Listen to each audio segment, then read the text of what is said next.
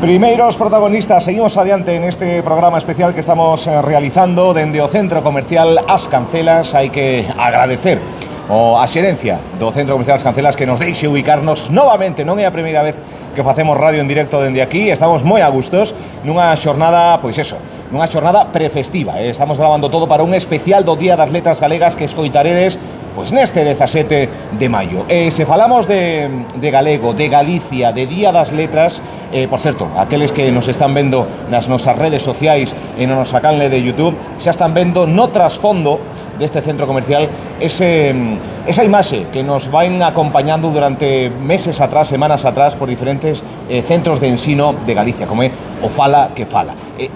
Tamén coa colaboración da Secretaría Xeral da Lingua. Precisamente o seu responsable o temos hoxe con nos neste especial, agradecendo que fixera un oco. Valentín García, benvido novamente a Radio Líder.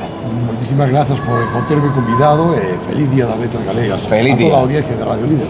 Feliz día, un día importante, reseñable, un día onde presumir de moito máis da lingua, que a lingua tamén é para presumir, non? Hoxe un día especial. Pois sí, é verdadeiramente destacable que Galicia teña un día festivo dedicado á lingua, é o único país que o fai, non?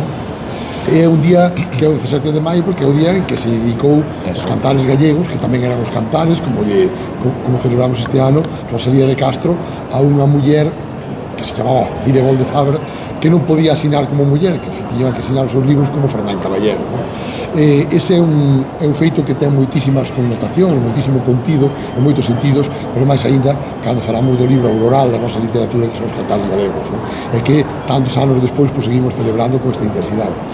Un galego do que presumimos, o dito, en formatos como Fala que Fala, con diferentes campañas que vemos dende a propia Consellería, dende tamén da Dirección Xeral da Lingua, un galego que se quere avivar novamente. O galego pasou por diferentes etapas. Pois sí, como toda a lingua do mundo, pasan por distintas etapas e a nosa neste momento é unha etapa moi ilusionante, unha etapa con no que se consiguen grandes réditos, e o galego está en lugares onde non estivo nunca, como pode ser o audiovisual ou medios de comunicación, que hoxe podemos presumir de estar no momento máis esplendoroso, por exemplo, da música galega, non? A prova este ano que as pandeleteiras, que os cantares populares que hoxe podemos ver en grupos como Tanxugueiras, Fillas de Casandra, Mundra e tantos, que están bebendo da tradición máis auténtica para desenvolver todos os produtos e converterlos nas grandes listaxas de éxitos musicais. Por viña no que xa.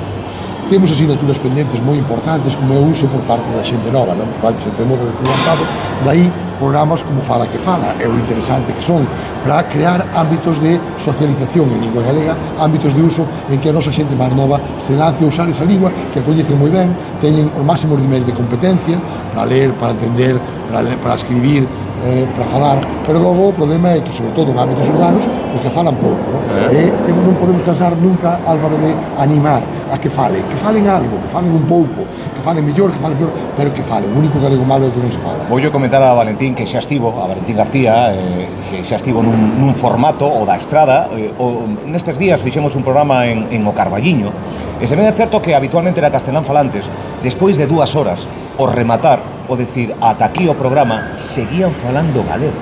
Claro que sí, porque o que estamos facendo aí é creando ámbitos de socialización en galego.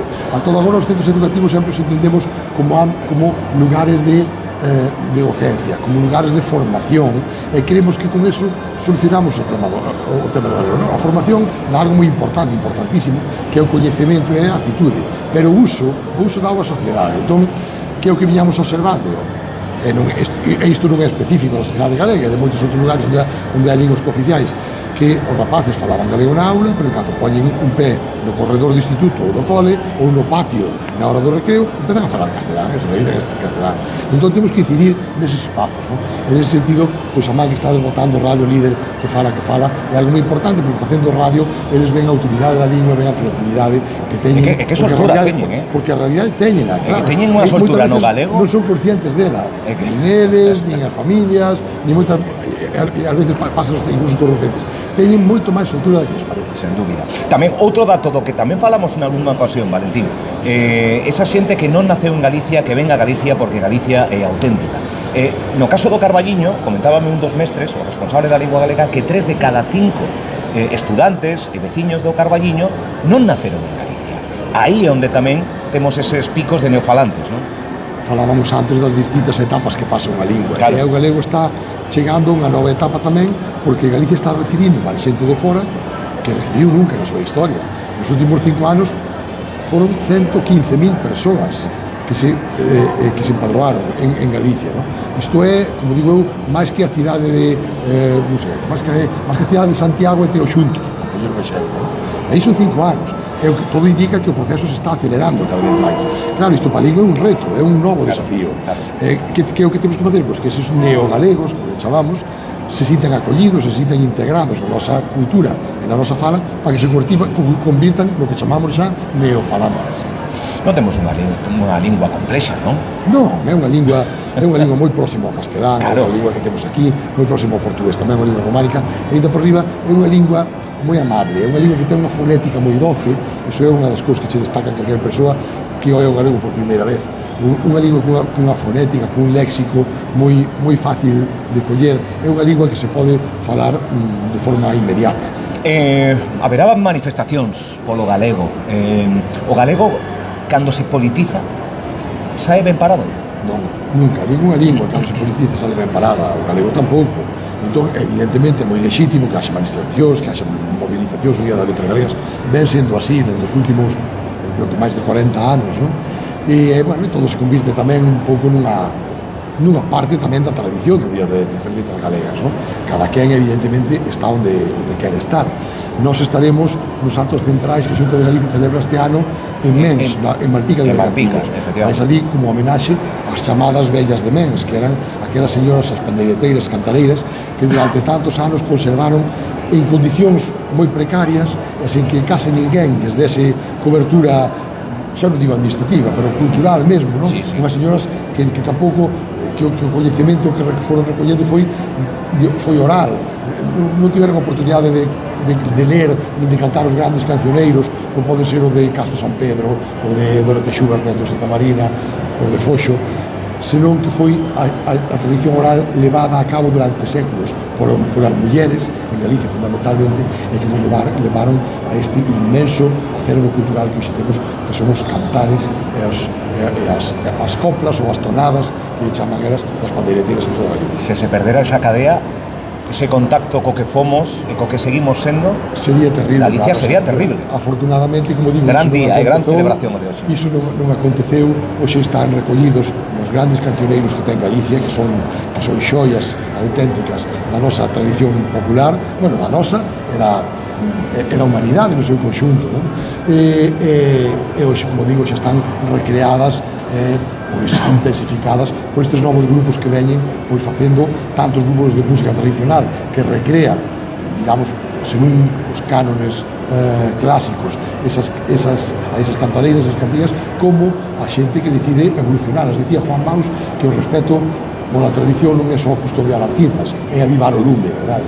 Entón, iso é a etapa en que estamos agora tamén, avivando o lume para que creen novas cinzas que un día guardaremos nos cancioneiros modernos. Pois sí, as pandereteiras, hoxe tenemos no programa pandereteiras, gaiteiros, hoxe falaremos tamén desa vestimenta característica que nos define, que é o folclore en sí mesmo, un galego que está vivo a través da cultura, a través do deporte, a través en fin, de programas como este, do Fala que Fala, un galego que quizáis as enquisas así o din que os pequenos teñen un descontento, o gallá humildemente con programas como Fala que Fala e facendo entre todos a nivel individual e colectivo algo polo galego, pois poder rexeneralo nesas idades, porque sí que estamos notando que hai un despegamento, eso é verdade, que sigue ganando quizáis o castelán, quizáis o sistema educativo que temos tamén prima o castelán, tamén prima o inglés, ao final é un contexto xeral. Claro, que o galego está en contacto con as linguas que son as primeiras linguas do mundo, as linguas, digamos, máis poderosas. Claro, inglés e castelán. Pode ser o castelán, como pode con máis de 100 millóns de falantes, claro. O inglés, non? É dicir,